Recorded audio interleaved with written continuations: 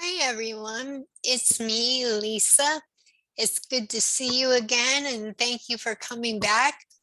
I have another question that was sent to me by a therapist. And I know you're going to think it's a little bit strange, but let's break it down and go through it. So I have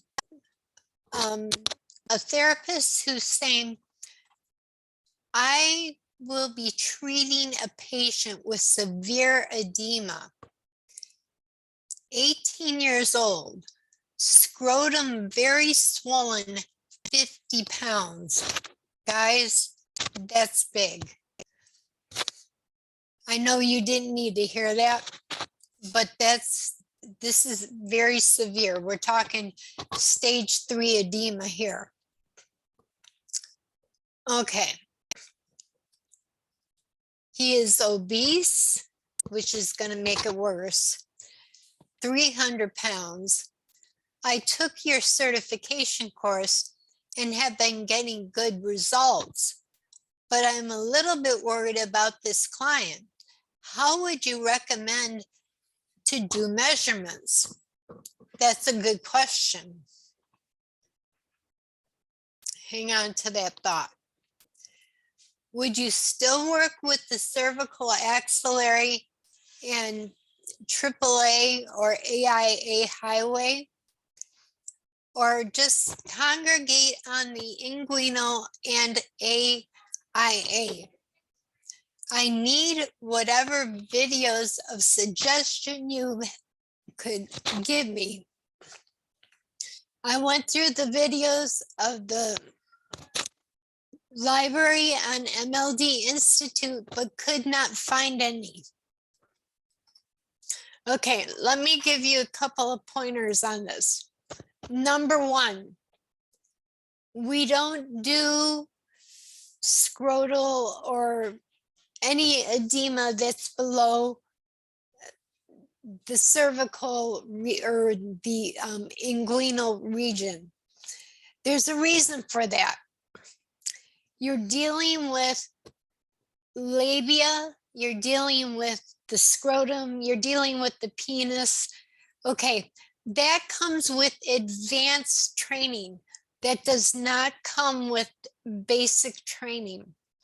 Okay, you already have to be certified to get your hands into working in this more advanced material. And there's a reason for that.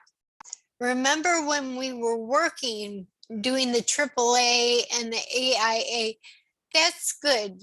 What you're doing is you're cleaning out the upper portion of the body, the upper extremities, the lower extremities. You're going to get some results, but it's not going to be 100% because you got capillaries. Remember the capillaries, the tiny vessels and the collectors. Okay, those are different pathways. They're not the highways that we talk about, the AAA or the AIA. Yes, they're attached, but you have to have the other parts of the collectors and the capillaries that attach to these main highways to get that effect, to get that drainage going. You also have to know about bandaging. Bandaging is necessary in many cases to get the fluid that's been stuck down there out of there, because gravity is pulling it down.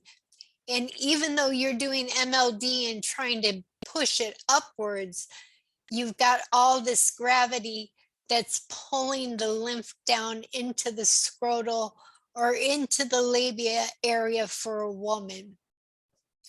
So, and I'm even going to take it a step further, because we get a lot of people,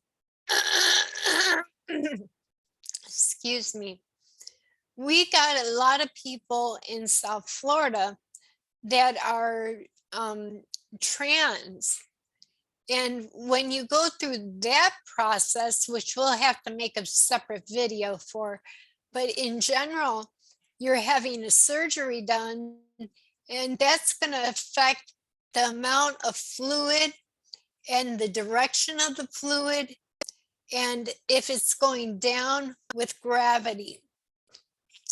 So there's another whole protocol that you have to learn and become genital certified to do that. It's not because we're just trying to make it difficult or make more classes. Your hands are actually on the genital area. And when you're dealing with that, you're dealing with things that are legal issues, and you don't want to be having your hands in places without having the proper credentials to do it. So I would find a genital edema certified therapist that could do this for you. A lot of times you'll find OTs and PTs who can do that.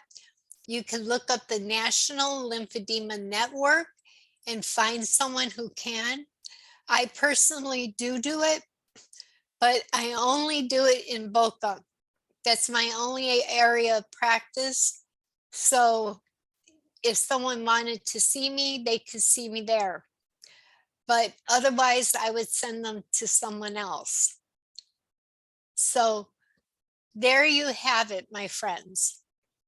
When you're working with scrotal edema, you're working with other pathways you haven't even learned yet, and you're learning how to do the bandaging that will help to keep it from refilling, because it's going to want to do that.